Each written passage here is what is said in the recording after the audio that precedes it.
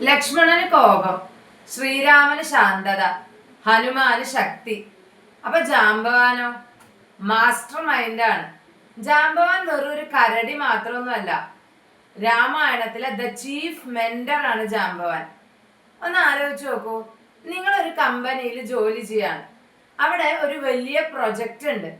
ആ project വിജയിപ്പിച്ച company തന്നെ രക്ഷപ്പെടും. പക്ഷെ ടീമിൽ ആർക്കും ധൈര്യമില്ല. അവിടെയാണ് ജാംബവാന്റെ എൻട്രി. ലങ്കയുടെ ഇക്കരെയുള്ള സമുദ്രതീരം. ഹനുമാനും ജാംബവാനും അങ്കദനും നളനും നീലനും എല്ലാവരും ഉണ്ട്. ഞാൻ അത്ര വരെ ചാടാം, ഞാൻ ഇത്ര വരെ ചാടാം എന്നൊക്കെ എല്ലാവരും പറയുന്നുണ്ട്. പക്ഷെ ലക്ഷ്യത്തിലെത്താം എന്നൊരു കോൺഫിഡൻസ് ആർക്കും ഇല്ല. ഹനുമാനാണെങ്കിലോ അണ്ടർ എസ്റ്റിമേറ്റ് ചെയ്യാണ് സ്വയം, എന്നിട്ട് അപ്പുറത്തേക്ക് മാറിയിരിക്കുകയാണ്. ഇന്നത്തെ കാലത്തും ഉണ്ട് ഇങ്ങനത്തെ ചെറുപ്പക്കാര്.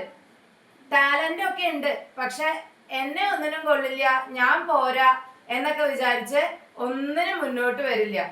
ഇവിടെയാണ് ജാംബവാന്റെ ഡ്യൂട്ടി.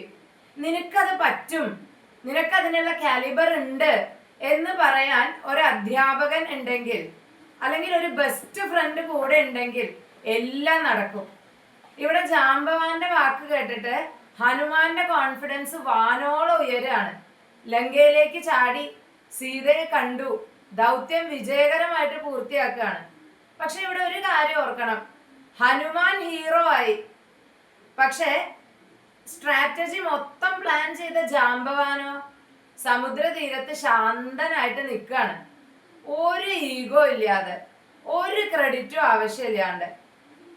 കയ്യടി വാങ്ങി കൂട്ടാനുള്ള ബോസുമാരെ അല്ല ഇന്നത്തെ കാലത്ത് ആവശ്യം.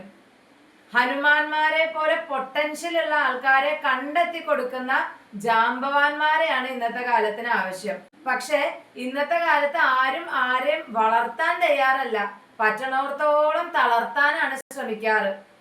സ്വയം ഹീറോ ആവുന്നതിനേക്കാൾ വലിയ കാര്യമാണ് ഒരു ഹീറോനെ ഉണ്ടാക്കി എടുക്കുക എന്നുള്ളത്.